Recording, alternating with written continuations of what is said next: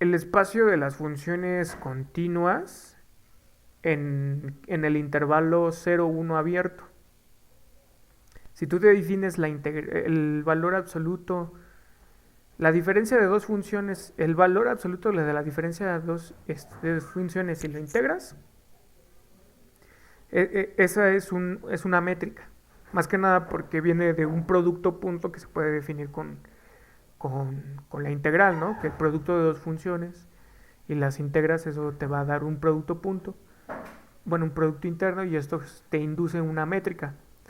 Entonces, esa métrica en específico tiene varios infinitos. Un caso particular es la integral 1 entre x, ¿no? Y esa integral 1 entre x te da valores infinitos. Entonces, no, o sea, hay muchos casos en donde las métricas dan distancias infinitas. Hay otro caso, por ejemplo, la métrica de Poincaré, que es del plano proyectivo, que se ve, por ejemplo, lo que hacen es, tienen el plano, pero tienen nada más el plano, el semiplano superior, ¿no? Entonces el semiplano superior ese espacio es un caso particular, o más bien es un caso de tantos que existen, en donde hay distancias infinitas. Entonces la distancia de un punto cualquiera al eje a todo el eje de las X, o sea, sobre cualquier punto que tenga coordenadas x, 0, la distancia siempre es infinita, ¿no? Y la razón tiene que ver porque su métrica depende de un 1 entre y, ¿no? La coordenada y. Y entonces, pues ese es otro caso. Hay muchos, muchos, muchos otros casos de distancias infinitas, ¿no? Que pues no es para preocuparse. Y el objetivo en sí de este problema es que ustedes queden completamente seguros de que son espacios métricos los con los que vamos a estar trabajando, ¿no? ¿Vale?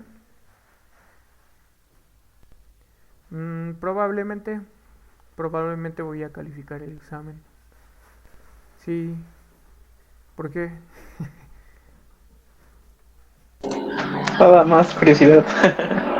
Sí, o sea, no vamos a ser tan duros para la calificada. Este, lo más importante es que hayan hecho el ejercicio de, de Python, que creo que es o sea, a pesar de que es uno, o sea, sí necesitas pensarlo, pero si lo haces muy bien, entonces sale en 13 líneas. Así se los aseguro completamente, ¿no? Si pusieron más líneas, no se preocupen, no pasa nada. Así es la vida. Sí, no pasa absolutamente nada. Nada más tengan en cuenta de que pueden mejorar a la hora de escribir, este, pues, líneas de código, ¿no? Sí, nada más él es eso. Ok. A ver, déjenme ver. Es que creo que no me metí en el correcto. Ujú. Entonces aquí con la activate.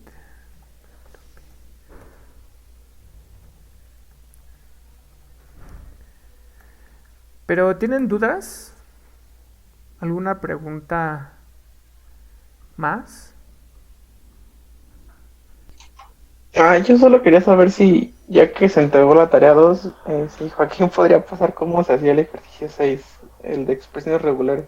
Ah, sí, o sea, sí les daremos retro.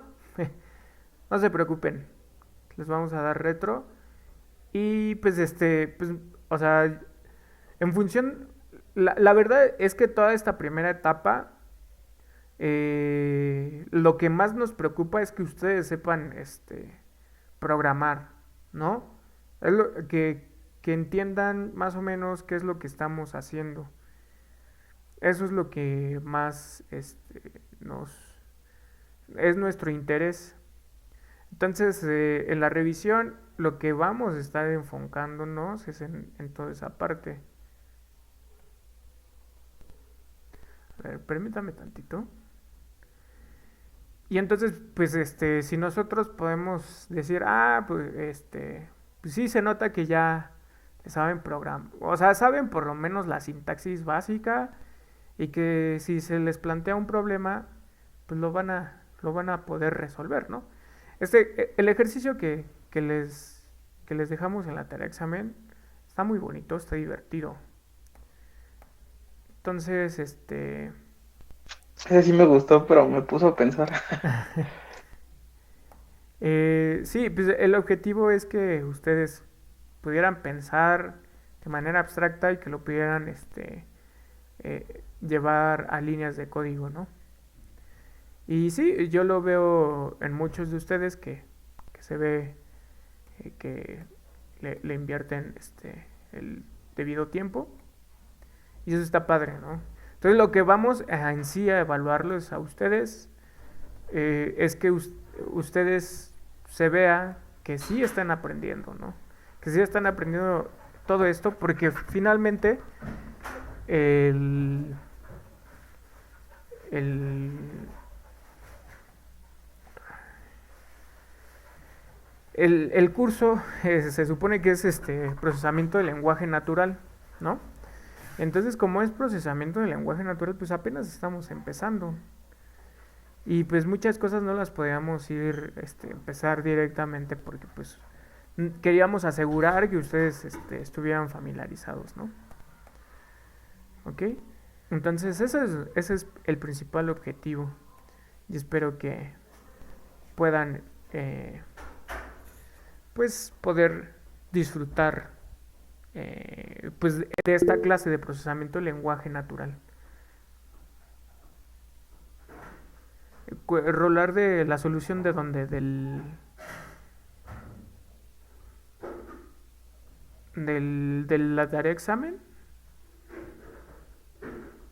Del ejercicio uno. Sí, aquí lo tengo.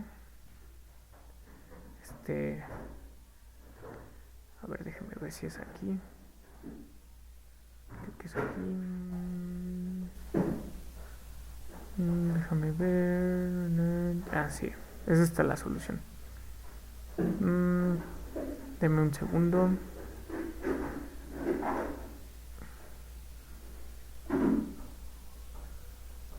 Ok, se pone agresiva.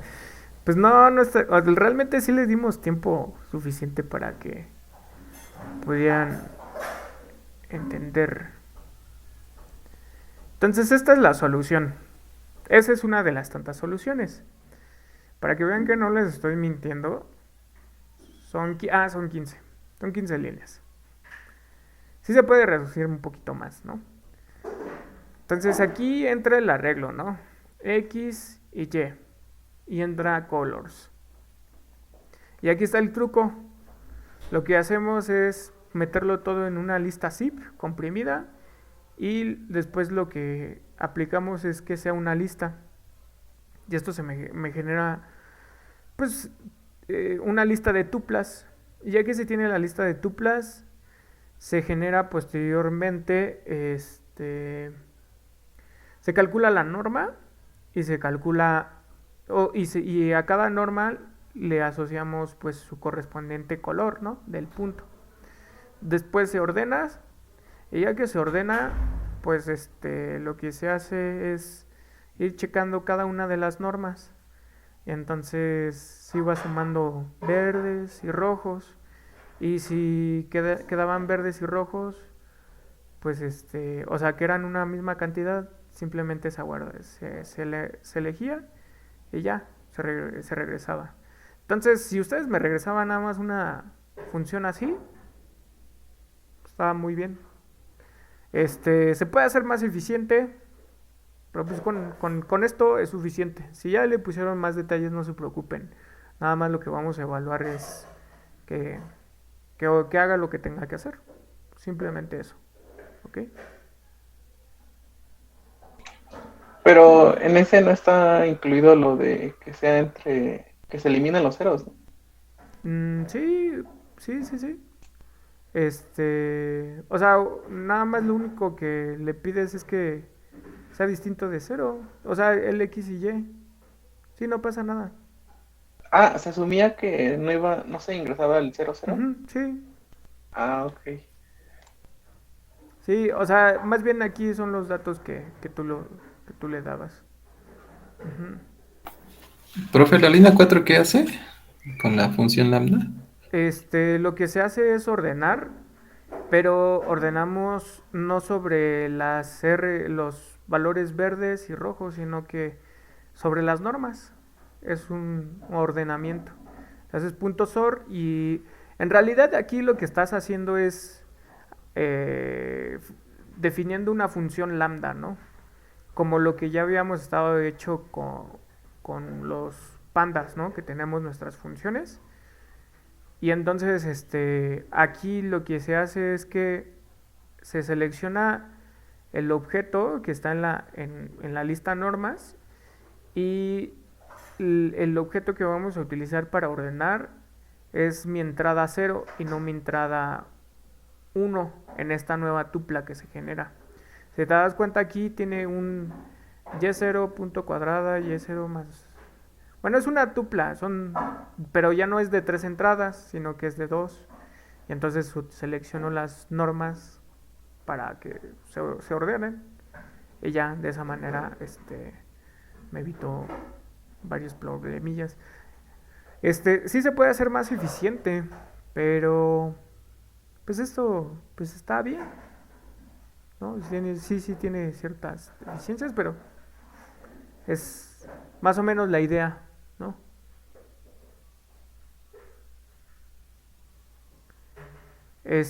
Sí, según yo sí. De hecho es una función predeterminada, lo de zip. Pero ese es el truquito. De hecho, no, aquí no utilicé ninguna paquetería más que lo elemental de Python.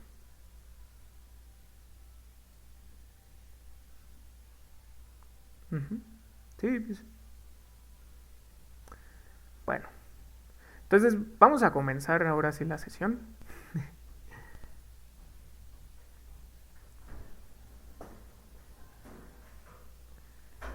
A ver,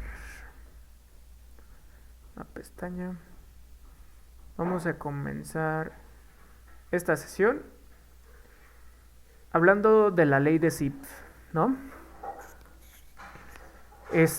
Nosotros nos habíamos quedado con nuestra primera técnica de vectorización, que era el convectorizer. ¿Y qué hacía el convectorizer? Básicamente lo que hacía es, dado una palabra, bueno, se te generaba primero un vocabulario y en función de ese vocabulario, bueno, para generar el vocabulario necesitábamos un corpus, un texto.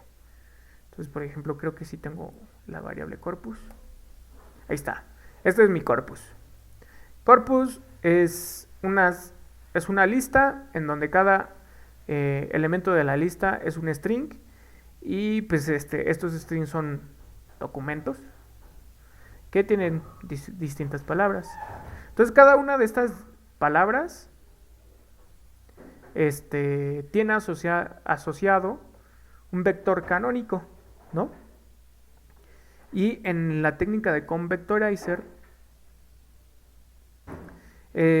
cada uno de estos documentos iba a ser asociado a una combinación lineal de los vectores canónicos correspondientes a cada una de estas palabras.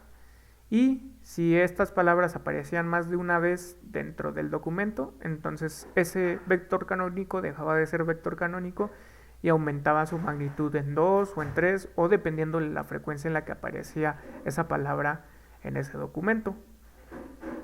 ¿Sí? Así más o menos refrescando. ¿Ok?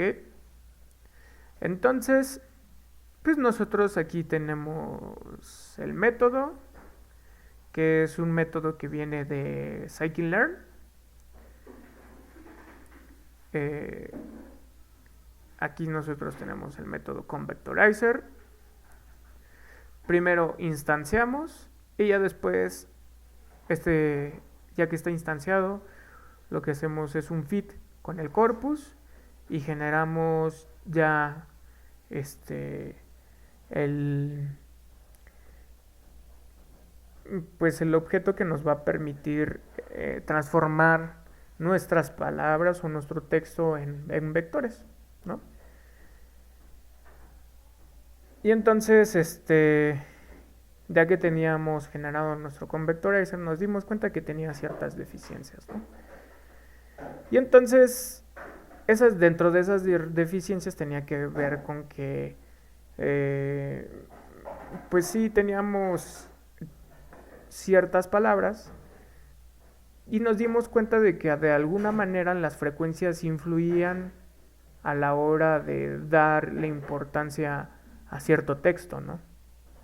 Entonces, lo que vamos a ver a continuación es qué tan importantes son las palabras dentro de un texto y cómo influye su frecuencia, ¿vale? Y entonces por eso nos habíamos quedado con la ley de Zipf.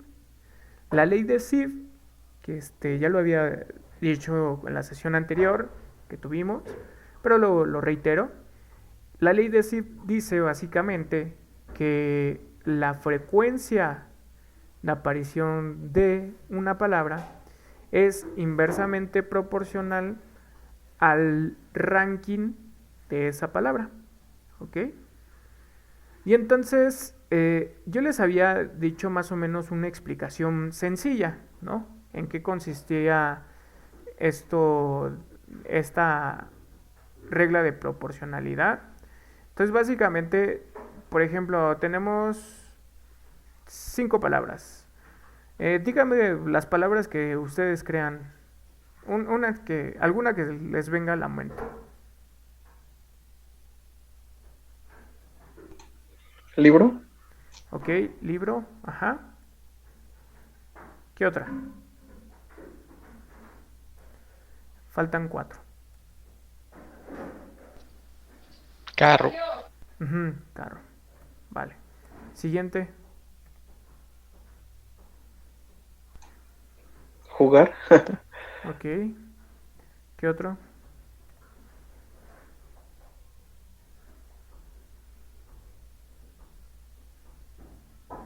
Otra palabra.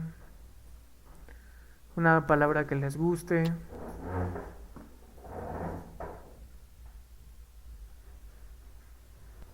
Perro. ¿Qué otra? ¿Computadora? Ok. Ahí está.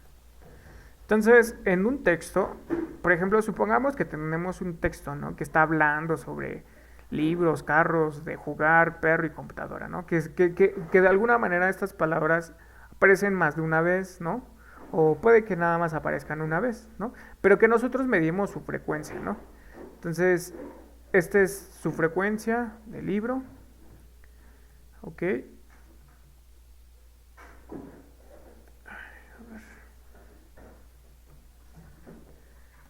Esta es la frecuencia del libro, después viene la frecuencia de carro, luego viene la frecuencia de jugar,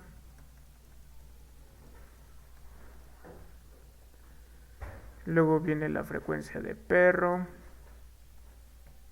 luego viene la frecuencia de computadora. ¿Sí? E imaginemos que aparece solamente que estas frecuencias están ordenadas, que esta es la más frecuente, esta es la segunda más frecuente, esta es la tercera más frecuente, la cuarta más frecuente y la quinta más frecuente. Entonces lo que nos dice la ley de Zipf es que su ranking es inversamente proporcional. O sea, existe un factor que no conocemos, le vamos a llamar simplemente un factor B. Y existe otro factor que es la A que aparece ahí, que es un exponente.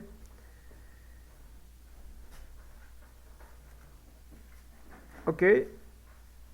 Y entonces nos dice la ley de Sid que se cumple esta igualdad, ¿no? Eso es la ley de Sid. Cuando dice inversamente proporcional es que el ranking, en este caso este es del primer lugar, este es del segundo lugar y este es el del tercer lugar. Ajá.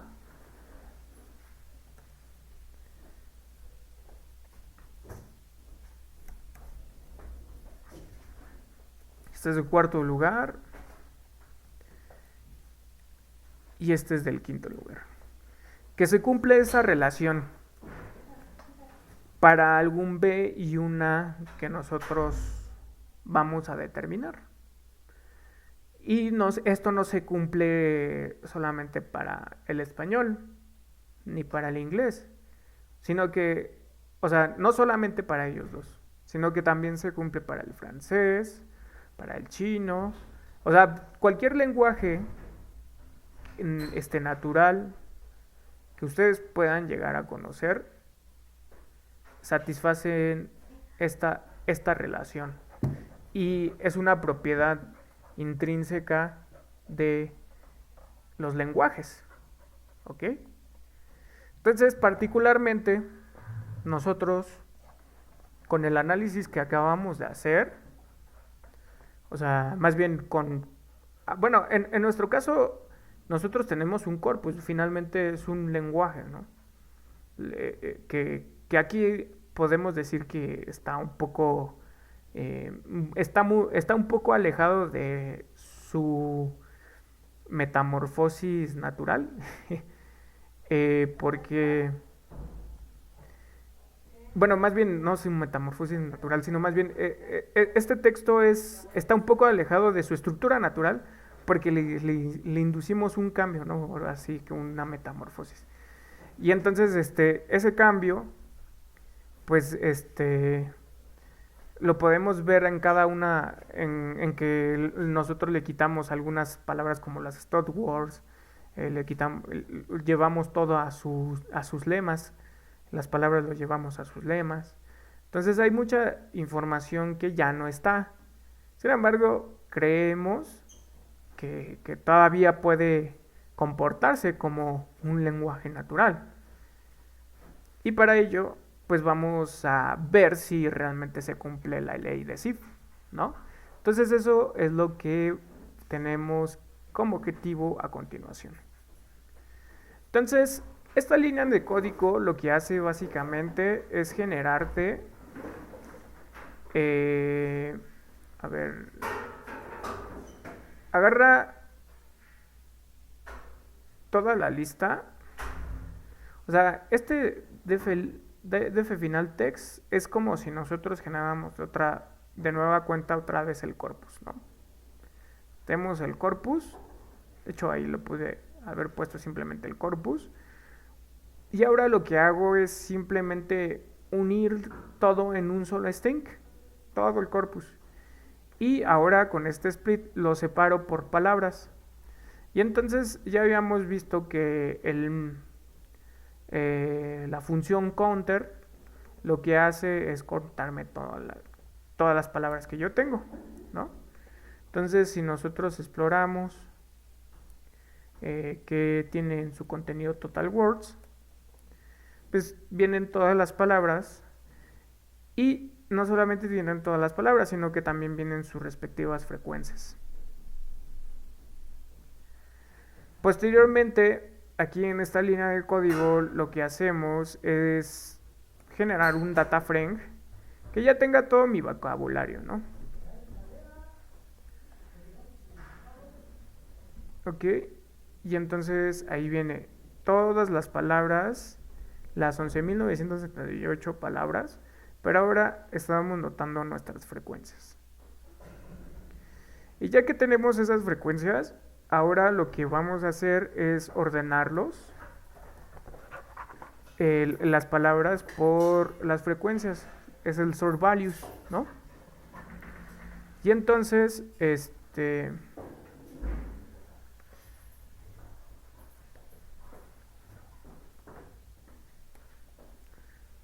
Ahí está.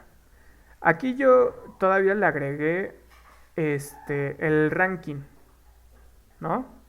Entonces, aquí está mal. Bueno, debería de ser el ranking uno y así sucesivamente. Pero aquí ya están ordenados por frecuencias. Entonces aquí la palabra Seid está 2274 veces, la palabra Paul 1723, que pues es un nombre, ¿no? Entonces aquí para corregir ese detalle, pues ya se le suma para que estén bien esos rankings. Ok, y listo. Ahora, hay una función, eh, bueno, sí, hay una función que se llama, que es que está pensada para los data frames. Y es que muchas veces utilizamos bibliotecas en Matplotlib para poder graficar. Pero resulta que para los data frames uno puede empezar a graficar desde aquí. Ya tiene integrada la biblioteca de Matplotlib. Entonces, por ejemplo, si nosotros aquí tenemos nuestro data frame y nosotros queremos graficar simplemente el ranking contra la frecuencia, entonces lo que hacemos es ver esto. Entonces los primeros lugares tienen una gran frecuencia y los últimos lugares, por ejemplo el ranking 12.000, tienen una frecuencia casi baja. Estamos hablando de una frecuencia de 1, ¿no? Y entonces aquí nosotros podemos aplicar convertirlo todo en logarítmico, ¿no? O sea, le obtenemos el logaritmo al ranking y para ello nosotros ya les había comentado esto. Lo que hace aquí es generarte una serie que justamente tiene los datos de la columna del data frame y la columna es rank. Y lo que hacemos es aplicarle la función logaritmo. Entonces, cuando nosotros aplicamos la función logaritmo, no solamente la vamos a aplicar sobre el ranking, también se lo vamos a aplicar sobre la frecuencia. Entonces, así aplicamos la función. Simplemente tenemos la función y automáticamente aquí ya se la aplica. Y entonces aquí ya está la gráfica. Es la misma gráfica que esta, excepto que aquí le aplicamos los logaritmos, logaritmo ranking y logaritmo frecuencia, ¿no? Y entonces ahí ya nos estamos dando cuenta de que estas dos cantidades son proporcionales, ¿no? Son directamente proporcionales. Bueno, perdón, son inversamente proporcionales, ¿no? Ok. Y pues, según la ley de Sid, nos está diciendo de que nosotros podemos hacer decir que aquí en realidad debería de pasar una recta, ¿no? Ok.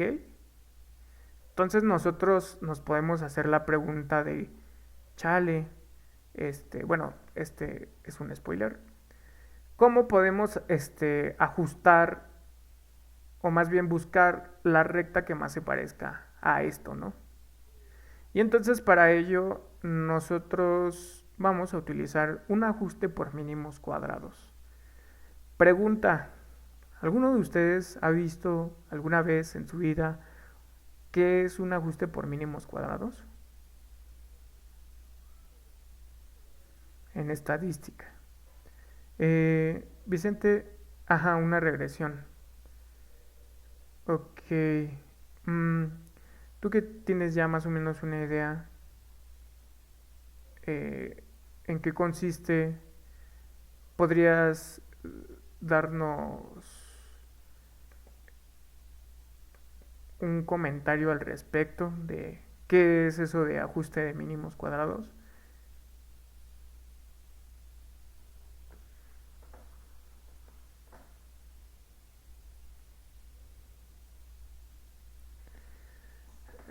Ok, es como suturar los errores a través de la diferencia. Sí, sí, sí. Este, sí. eh,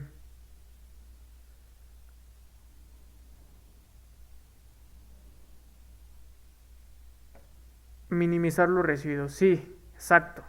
Sí, exacto. Esa es la idea. Esa es una idea, ¿no? Pero hay, hay dos formas de cómo uno pueda abordar un ajuste por mínimos cuadrados. Y sí, es minimizar los residuos. Pero, hay dos caminos. En este caso, cuando estás hablando de una relación que podríamos considerar lineal. Entonces, uno de los caminos es utilizando únicamente álgebra lineal. Y otro de los caminos es utilizando cálculo, ¿no? Y encontrar el mínimo, ¿no? De una función. Entonces, hoy veremos una partecita de mínimos cuadrados utilizando únicamente álgebra lineal. Y mañana con Iván ustedes van a ver cómo se minimiza algo, una función de mínimos cuadrados. Bueno, cómo se hace un ajuste por mínimos cuadrados utilizando cálculo. Las dos cosas quiero que estén claras y que las tengan en mente, a pesar de que pueda ser más pragmático y más fácil la parte de álgebra lineal. Cuando ya no estemos hablando de ajustes lineales, es más fácil la parte de la aplicación de cálculo, pero vamos a ir directo al grano con respecto a eso, ¿vale? Entonces vamos a darles un background chiquito. Entonces aquí yo tengo mi borrador. Entonces, aquí estamos planteando nuestro problema. Tenemos J's, que en nuestro caso son el logaritmo de las frecuencias, ¿no? Y las X's, que son los logaritmos de los rankings, ¿ok? Y tenemos n sistema de ecuaciones. Ustedes saben, por álgebra lineal, que este sistema de ecuaciones no tiene solución única, ¿no? Entonces simplemente podemos reescribir esto de manera matricial. Entonces, esto lo que hacemos es que como los valores de x1, x2, xn, xn, bueno, hasta xn sí los conocemos, escribimos esta matriz A. Esta va a ser nuestra matriz incógnita, ¿no? O más bien nuestro vector incógnita, que van a ser las pendientes y las abscisas. Bueno, sí, la intersección ahí con el eje Y. Y estos van a ser los datos que nosotros queremos, digamos, ajustar, ¿no? Entonces la ecuación se convierte en esta ecuación matricial, básicamente. Esta matriz es una matriz de n por 2, ¿sí? Y lo que nosotros queremos hacer es encontrar el conjunto, el vector c, b, tal que la distancia de este a menos a x0 sea la más pequeña para toda x, ¿ok? ¿Hasta aquí tienen alguna duda? O sea, nada más está planteando el problema de mínimos cuadrados. O sea, ¿qué es? O sea, ¿cómo se plantea un problema de minimizar los cuadrados? Si la parte de minimizar los cuadrados es minimizar justamente esta distancia. ¿Y por qué le dicen los cuadrados? Es que son distancias tipo euclidianas, ¿no? Son distancias x a la forma x cuadrada, x menos y cuadrada, etcétera, ¿no? ¿Dudas hasta aquí? Vamos bien. ¿Sí? Bueno, Yo sí tengo una duda. dime. Perdón. Sí. ¿Qué significaba el vector X? El vector a que le estamos llamando x es nuestro vector incógnita porque los valores de c y b no los conocemos. lo vamos a, o sea, lo vamos a hacer de manera particular. En nuestro caso, los vectores, que diga, los puntos x1, x2, xn, en nuestro caso están representando el logaritmo del ranking. ¿Ves que? Ah, ok, ya. Era el logaritmo de ranking. Ajá, Gracias. pero lo estoy escribiendo de manera general. Entonces, los x1, x2 es el logaritmo del ranking y los y1 y y2 es el logaritmo de la frecuencia de aparición de esas palabras. ¿Ok? Sí, muchas gracias. Vale. Entonces, nosotros como nos dijo Sif, ¿no? Nos dice Sif, resulta que la ley de Sif te dice que se cumple esta relación lineal, ¿no? Cuando tú le aplicas los logaritmos. Y entonces, pues es por eso que planteamos la búsqueda de ese x0 que cumple esto, ¿vale? Esto se puede solucionar utilizando cálculo, pero hay otra forma de solucionarlo haciendo uso únicamente de álgebra lineal. Entonces, lo primero es un lema que se puede demostrar. De hecho, a mí me gustaría que ustedes lo hicieran. Se los voy a dejar de tarea. No se los voy a dejar en esta semana, pero sí el sábado, el domingo, les voy a dejar esta tarea. Mañana ustedes lo van a hacer con Iván, pero lo que quiero es que los dos métodos lo aprendan, ¿no? Entonces, el primer lema que ustedes van a demostrar, y realmente es muy sencillo, aquí lo que está haciendo es un producto punto, ¿vale? AX, o sea, se toma un vector X en Rn, y lo que se hace es un producto punto y resulta que cuando le cambias la transpuesta, bueno, es una propiedad que tiene, ¿no? Que cuando le sacas la transpuesta lo puedes pasar del otro lado, ¿vale? Otro lema que se puede demostrar es que la transpuesta por A tiene el mismo rango que A. Pregunta, ¿ustedes se acuerdan de qué es el rango?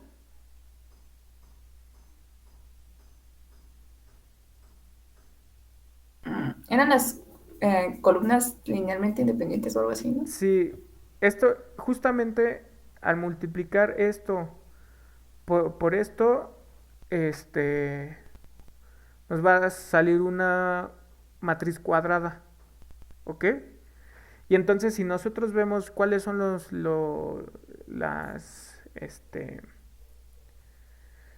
columnas que son linealmente independientes, va a resultar que las columnas que sean linealmente independientes de esta multiplicación es la misma que las linealmente independientes de esta, ¿no? Entonces esa es otra cosa que se tiene que demostrar. Y el corolario de esto es que si tú tienes una matriz de m por n, tal que el rango es igual a n, entonces esta matriz es una matriz invertible.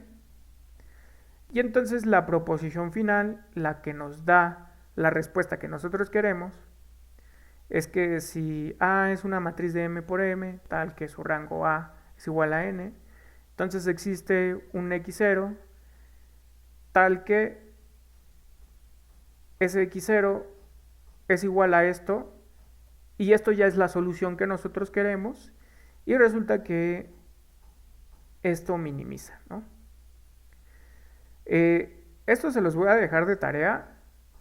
La verdad es que se los voy a dejar de tarea porque este pues es algo práctico, y la manera en como se los voy a recomendar es que sigan pasitos, ¿no? De que para cada parte de la demostración sigan los pasitos de qué es lo que se tiene que hacer, ¿no? O sea, no los voy a dejar desamparados en ese sentido.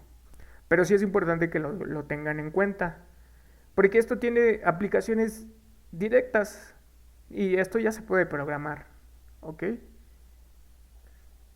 Entonces, básicamente, para encontrar la pendiente que nosotros conocemos, que nos dijo que existía este SIF, pues es aplicar esta formulita, ¿no?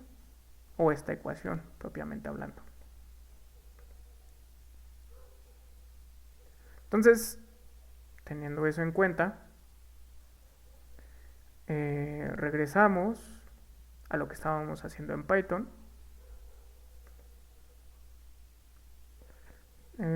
Y aquí viene... Y aquí está.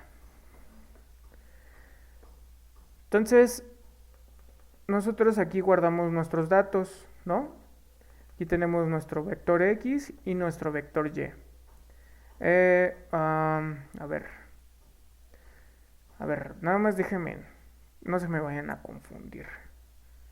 Le vamos a poner datos. Sí, o sea, le vamos a poner XN, ¿vale? Le vamos a poner YN, ¿vale? O sea, para que no haya confusiones. Entonces, XN, ¿qué es? Bueno, XN es esto. Son los logaritmos del ranking. Y así empieza 0, 1, 2, etc. Y el otro de las frecuencias, logaritmo de las frecuencias. ¿Vale? Entonces aquí lo que nosotros vamos a hacer es generar una matriz. Ajá. Esta matriz, pues es la matriz A que habíamos comentado. Y estas abscisas, bueno, es que le puse abscisas. Aquí ya les puedo yo poner Y, ¿no? Son las Y's. Entonces de aquí ya las defino. Aquí es XN. Aquí simplemente son ceros. Ahí están. Ese es el vector de las Y, nada más que está, está acostado, no está parado. Y aquí lo que vamos a hacer es poner la Y, que le vamos a cambiar nada más el nombre para que no se confundan.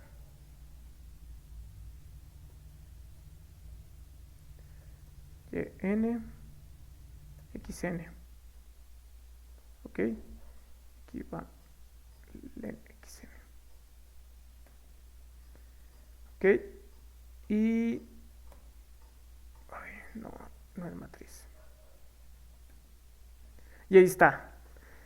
Si se acuerdan, la matriz A era de esta forma.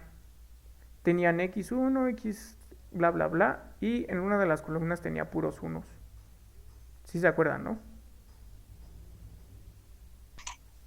Sí. Ok, entonces nosotros queremos buscar nuestras incógnitas. Entonces la fórmula, bueno, aquí es básicamente, aquí lo que está sacando es multiplicando la matriz transpuesta de A por la otra matriz. ¿Ok? ¿Sí? Entonces aquí simplemente lo que está haciendo es agarrar la matriz transpuesta de A, lo multiplica por A y obtienes un vector resultante.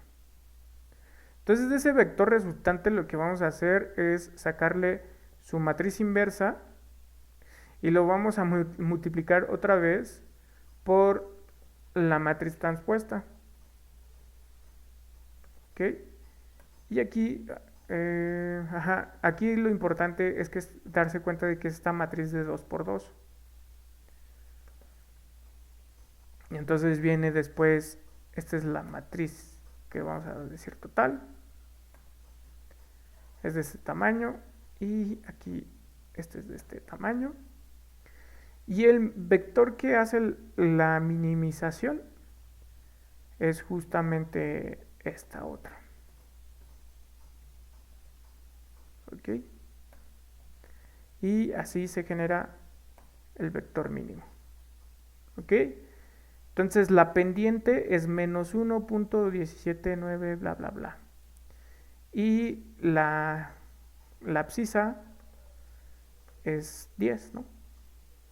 Y entonces, pues aquí lo que está haciendo en la parte de predicción con el logaritmo, el ranking logaritmo, es, tenemos el ranking logaritmo. De hecho le voy a poner nada más así, log rank, para que sea un poco más explícito de qué es lo que está haciendo. Entonces nosotros ya, con todo esto que hicimos aquí, ya hicimos un ajuste de mínimos cuadrados, multiplicando matrices, ¿no? Y sacando traspuestas e inversa y todo eso, que ya se puede aplicar directamente. Entonces aquí lo que hacemos es, tenemos el ranking logarítmico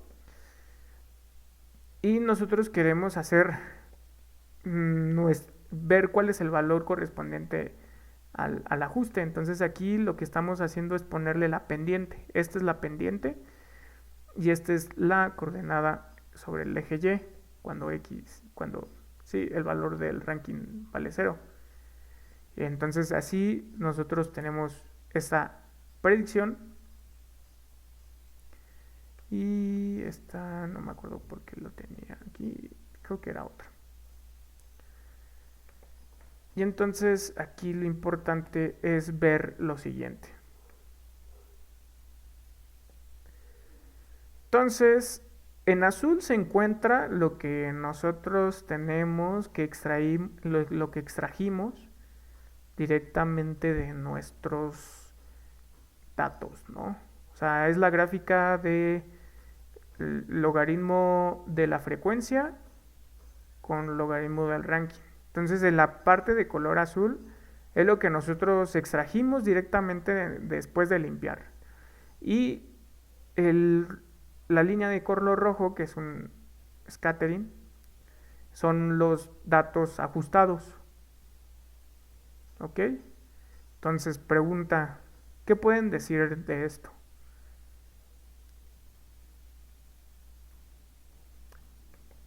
¿Tienen algún comentario con respecto a eso?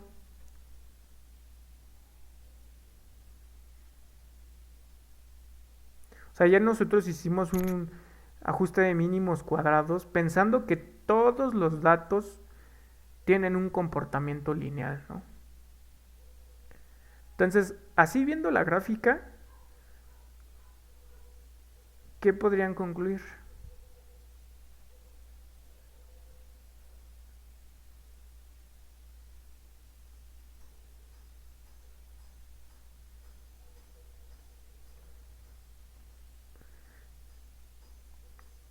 Ajá, la parte, ajá, exacto.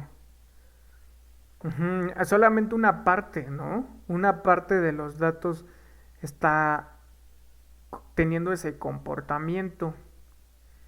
Y entonces podemos justificarnos y decirnos, bueno, es que nosotros sí le hicimos un procesamiento a nuestros datos, ¿no? Le quitamos muchas palabras y puede que esa haya sido la razón por la cual tiene ese comportamiento. Entonces, lo que vamos a hacer ahí es justamente explorar cuáles son los límites de la ley de Zipf. Nosotros sabemos que sabemos de antemano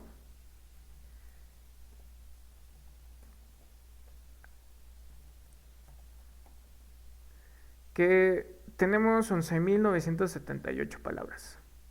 Pues nos vamos a quitar las primeras 978. O sea, vamos a empezar desde el 979, que es music, para las demás, ¿no? Vamos a hacer un sample. Tenemos esa muestra de las primeras 11.000. En este caso le hice un ranking de esta manera y mi sample es de esta forma. Esta predicción era la original y nosotros ahorita lo vamos a obtener. Y aquí se ve el comportamiento ahora de estos nuevos, esta muestra, ¿vale? Y si se dan cuenta, aquí, o sea, sí hay un comportamiento como eh, que no es lineal, pero pues como que a uno nos les dice que de ahí sí podemos sacar lo que nosotros queremos sacar. Entonces, aquí extraemos todos los datos, nuestros datos X y Y, y toda esta parte de arriba, toda esta parte es lo del ajuste lineal.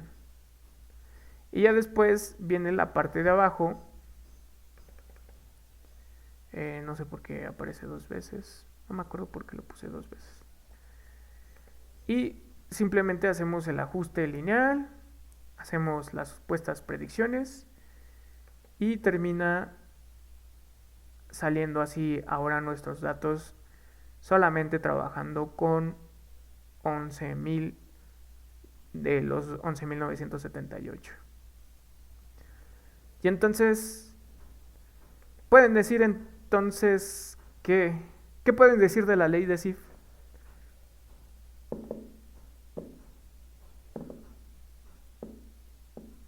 ¿Es cierta o es falsa?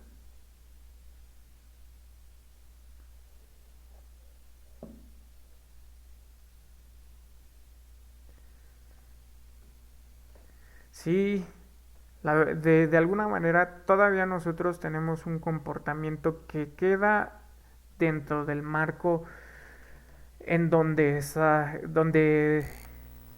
Sif empezó a hacer sus observaciones, ¿no? Tal vez si nosotros tuviéramos un texto que no estuviera procesado, a lo mejor se podría extender sobre todas las palabras, ¿no?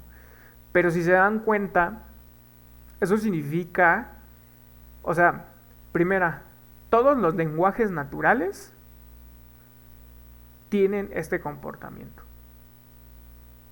Y esto nos está indicando de que al momento de que tengamos este comportamiento, nos está indicando que nuestros datos todavía preservan esa misma estructura y nos está diciendo de que nuestros datos aún aún no pierden la información. Todavía estamos tratando con datos que, que, que, que tienen información muy relevante, ¿no? Porque todavía tenemos nuestro comportamiento estadístico.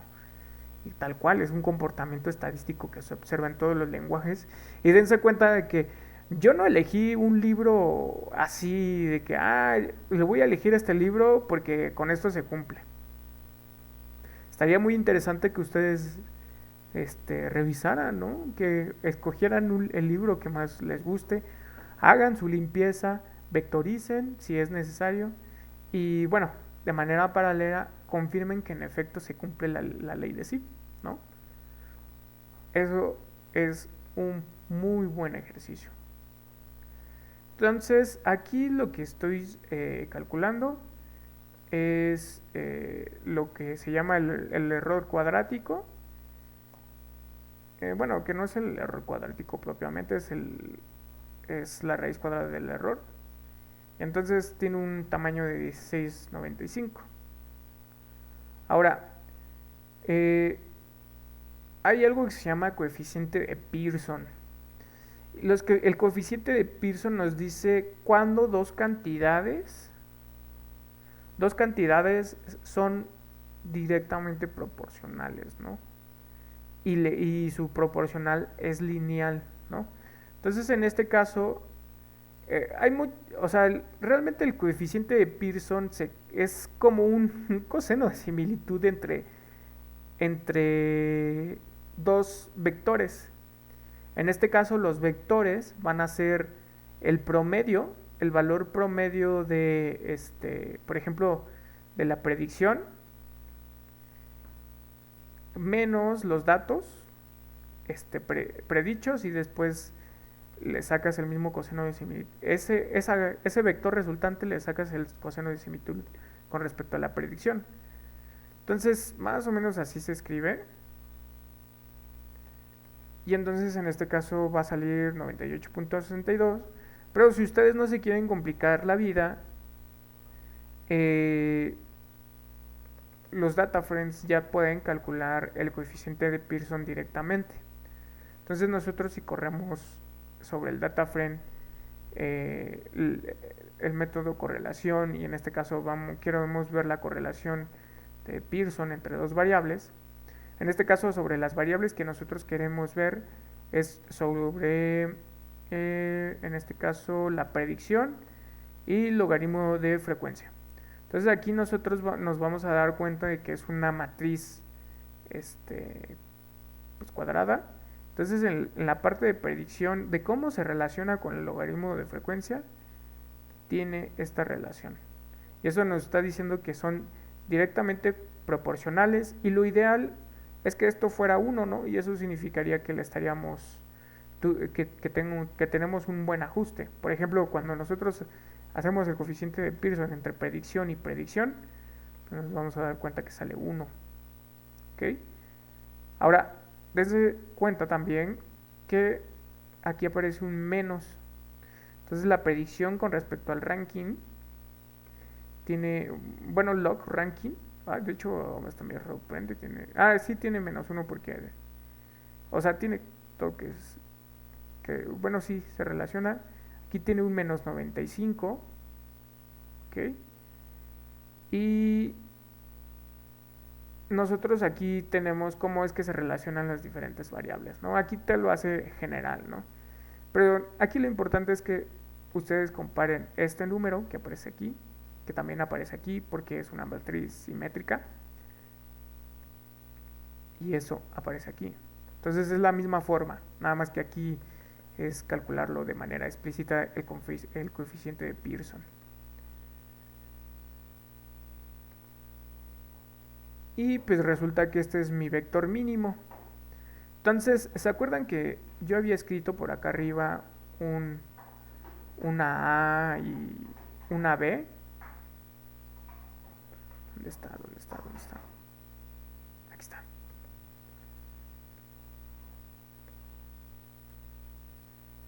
Ajá, ¿se acuerdan de esta? Si lo bajamos aquí está el vector mínimo. Entonces aquí n es el ranking, aquí le ponemos el ranking, pero ahora ya sabemos cómo se está relacionando. Entonces se está relacionando con una cantidad de aproximadamente menos 1.3, redondeando. Vamos a redondear a dos cifras, menos 1.35. Bueno, en realidad sería 1.35. Y este b debe ser el exponencial de 12. Y de esa manera nosotros ya obtenemos cuál es el comportamiento según la ley de Zipf. ¿Ok? 12.41. Vamos a hacer un poquito certeros. O podríamos escribir simplemente n. Bueno, no sería así, sino que sería algo así. ¿Ok? Y entonces es de esta manera nosotros encontramos a partir de nuestro texto el comportamiento de nuestras palabras. Y aquí lo interesante es que aparece un 1.35 por un factor. Entonces casi es un 1 entre n. Casi le falta poquitito, ¿no? Pero eso yo creo que, no creo, sino más bien sí depende totalmente del lenguaje, que no esté preprocesado. Depende de muchas cosas. Pero aquí lo que yo quiero que ustedes se queden con dos cosas. El primero es de este comportamiento estadístico que tienen las palabras, y sobre todo que tiene el lenguaje natural. Cualquier lenguaje natural tiene este comportamiento estadístico. Y el segundo es que se queden con el concepto de mínimos cuadrados, porque lo vamos a utilizar la siguiente semana. ¿Ok? Entonces, se quedan con esos dos conceptos. Y también quiero que se pregunten por qué creen que se deba a esto. Y digo que se pregunten porque realmente no existe ningún tipo de respuesta. O sea, no se sabe exactamente por qué los lenguajes tienen este comportamiento. Es una incógnita muy, muy, muy profunda. Y no solamente quiero que se queden con esa duda, quiero que ustedes se pregunten, ¿creen que los lenguajes de programación deban de seguir este comportamiento de una ley de Zipf?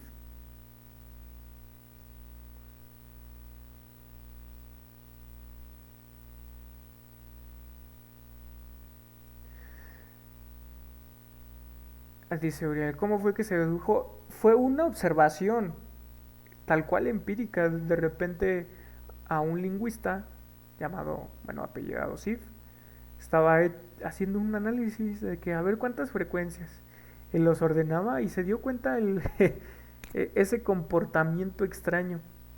Y es que no solamente, o sea, es que lo que pasa es que estos comportamientos estadísticos de potencias no solamente es en el lenguaje, también para la población de ciudades. También tienen ese comportamiento estadístico. Es decir, por ejemplo, si te vas a Estados Unidos o incluso a México, ¿no? Si te vas a Estados Unidos y ves todas las ciudades y mides la población, ¿cuántos, cuántas personas viven en las ciudades y los ordenas por rankings de que, a ver, ¿cuál es el primero? ¿Cuál es el segundo? Se cumple también esa distribución, ¿no? Y está muy raro, ¿no? Y entonces, o sea, tal cual, o sea, no se dedujo esa ley, o sea, más bien se observó que tiene ese comportamiento los datos, como, así Uriel, como nosotros estamos viendo y ya estamos haciendo el análisis de las frecuencias, así se hizo, pero pues a mano, sin computadora. Y todo esto es tema de los sistemas complejos, ¿no?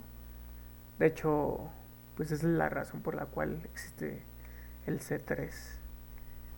Y pues son preguntas tan profundas y realmente son este, preguntas que se han hecho recientemente. Y de hecho, todo esto de Big Data y todo eso, cuando haces descripciones en torno a muchos datos, te vas a dar cuenta de que también tienen comportamientos de este estilo. Pero bueno, ese es un tema distinto, que nos podemos meternos, ahondar. Pero el objetivo de estas sesiones es que ustedes aprendan otra técnica de vectorización. Y la otra técnica de vectorización va a ser el convectorizer. No, el TF y DF, ¿no? Y que sería toda esta parte. Pero eso lo veremos para la siguiente sesión con más calma. Veremos TF y DF, pero sobre todo, o sea, ya es spoileándoles, vamos a utilizar TF y DF para extraer palabras clave de un texto. ¿Vale? Entonces no se pierdan el siguiente capítulo, en donde abordaremos este gran tema de la segunda técnica de vectorización. Y terminando esos dos temas la siguiente sesión, el lunes yo espero que empecemos a ver ya. Vamos a empezar con redes neuronales y vamos a ver árboles de decisión. La parte de redes neuronales va a ser larga, muy muy larga. Y muchos de los temas que vimos hoy van a ser importantes para la parte de las redes neuronales. Entonces, estamos estamos a nada de meternos ahora sí al aprendizaje de máquina, pero pues espero que se sientan cómodos en el hecho de que la manera en como estamos viéndolo todo es como mate aplicada, ¿no? Realmente estamos viendo superficialmente, no estamos viendo las demostraciones de todo. Estaría muy padre que todo pudiera ser formal y aplicado, pero el tiempo no nos da.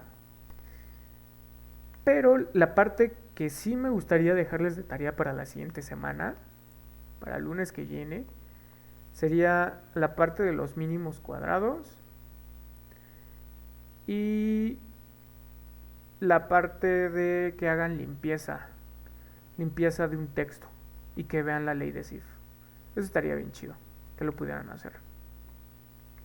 Que realmente pues ya con esto ustedes tienen pues, toda la parte práctica y ya nada más nos hace falta profundizar un poquito de algunos temas. Le pedí a Joaquín que viera con ustedes un poco más de lematización y estemización, porque pues yo no profundicé mucho. Y mañana ustedes van a ver con Iván la parte de la minimización, pero utilizando cálculo, ¿no? Entonces, cuando obtengan los resultados de cómo es que se hace la parte de la minimización, en la tarea yo quiero que comparen los dos resultados y verifiquen si obtienen las mismas fórmulas. Entonces, pues sí, va a estar divertido, ¿vale? Bueno, dudas, preguntas, comentarios, sugerencias, insatisfacciones.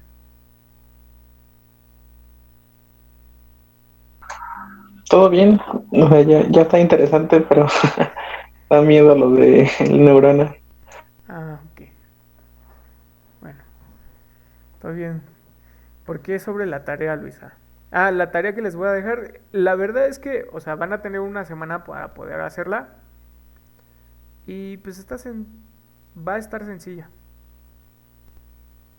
Y se las voy a dejar hasta el domingo porque vamos ahorita a quitarles un peso de encima o sí, un poquito.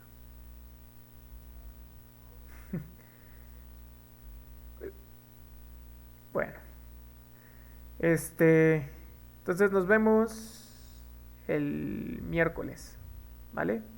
No falten mañana porque mañana, mañana lo que va a ver Iván es muy importante. Porque no solamente se los voy a dejar en la tarea. Ya con eso, no solamente va a ser en la tarea lo que lo vamos a utilizar. Por eso es muy importante que lo vean, ¿eh? Y que estén conscientes, ¿vale? Entonces descansen, nos vemos conmigo el miércoles y ya mañana vean lo que tengan que ver con Iván y el tema que va a ver Iván es muy, muy, pero muy importante. No falte mañana, ¿vale? Bueno. Entonces, que tengan una bonita noche y nos vemos el miércoles. Hasta luego.